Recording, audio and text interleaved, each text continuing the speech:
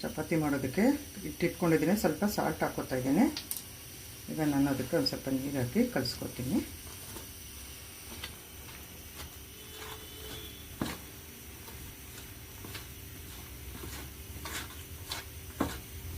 ಸ್ವಲ್ಪ ನೀರನ್ನು ಹಾಕಿ ಕಲಿಸ್ಕೊಳ್ಬೇಕು ನೋಡಿಕೊಂಡು.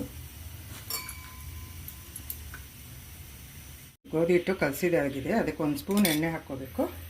ಎಣ್ಣೆ ಹಾಕ್ಕೊಂಡೆಲ್ಲ ಮಿದ್ದಿ ಇಡಬೇಕು. ಈ ಥರ ಹಾಕಬೇಕು. ಚೆನ್ನಾಗಿ ಈ ಥರ ನಾದಬೇಕು. ಇದನ್ನು ಸ್ವಲ್ಪ ಒಂದು 2 ನಿಮಿಷ ಈ ಥರ ಮಾಡಿ ಇಟ್ಬಿಟ್ರೆ, ಒಂದು 1/4 ಗಂಟೆ ಬಿಟ್ಬಿಟ್ರೆ ಸಾಫ್ಟಾಗಿ ಬರುತ್ತೆ ಚಪಾತಿ.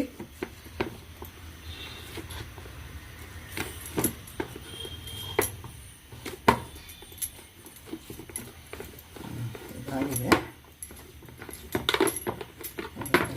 ಬೌಲೆಲ್ಲ ಹಾಕಿ ಪ್ಲೇಟ್ ಮುಚ್ಚಿ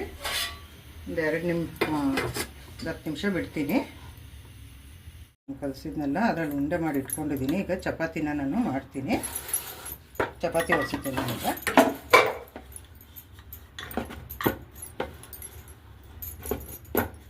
ಥರ ಹೊಸ್ಬಿಟ್ಟು ಸ್ವಲ್ಪ ಎಣ್ಣೆ ಹಾಕ್ಕೊಬೇಕು. ಎಣ್ಣೆ ಹಾಕಿ ಮಡ್ಚ್ಕೋಬೇಕು. ಇದನ್ನು ಸ್ವಲ್ಪ ಎಣ್ಣೆ ಹಾಕಿ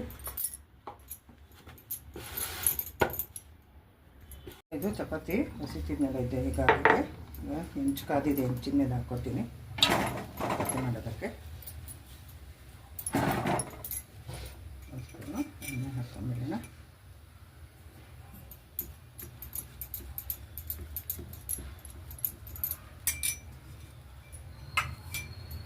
ಈಗ ಇದನ್ನು ತಿರುವಾಕೋಣ ಚಪಾತಿ.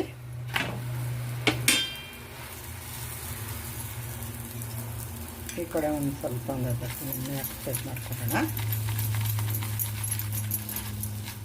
ಈ ಕಡೆ ಒಂದು ಅರ್ಧ ಸ್ಪೂನ್ ಎಣ್ಣೆ ಹಾಕಿ ಸ್ಪ್ರೆಡ್ ಮಾಡಿದ್ದೀನಿ. ಇದನ್ನ ಬೇಯಿಸ್ಕೊಳ್ಳೋಣ. ಈಗ ಇದು ಆಗಿದೆ ಚಪಾತಿ. ಸ್ಟವ್ ಆಫ್ ಮಾಡ್ಕೊಳ್ಳೋಣ. ಈಗ ಚಪಾತಿ ಸಾಂಬಾರು ಎಲ್ಲ ಆಗಿದೆಯಲ್ಲ. ಈರುಳ್ಳಿ ಮೀನು ಸಾಂಬಾರು. ಅದಕ್ಕೆ ಸ್ವಲ್ಪ ತುಪ್ಪ ಹಾಕ್ಕೊತೀನಿ. ಚಪಾತಿ ಹಾಕಿದೆ. ಟೇಸ್ಟ್ ಮಾಡಿ ನೋಡ್ತೀನಿ ಹೇಗಿದೆ ಅಂತ. ಟೇಸ್ಟ್ ಮಾಡಿ ಹೇಳ್ತೇನೆ ಈಗ ಹೇಗಿದೆ ಅಂತ. ತುಂಬ ಸೂಪರಾಗಿ ಬಂದಿದೆ. ಸಾಂಬಾರು ಮತ್ತು ಚಪಾತಿಗೆ ತುಂಬ ಚೆನ್ನಾಗಿದೆ. ನಾನು ಇದನ್ನು ಬೆಳಿಗ್ಗೆ ತಿಂಡಿಗೆ ಮಾಡಿದ್ದೀನಿ.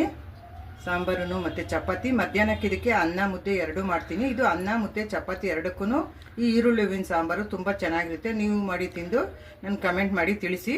Thank you for watching.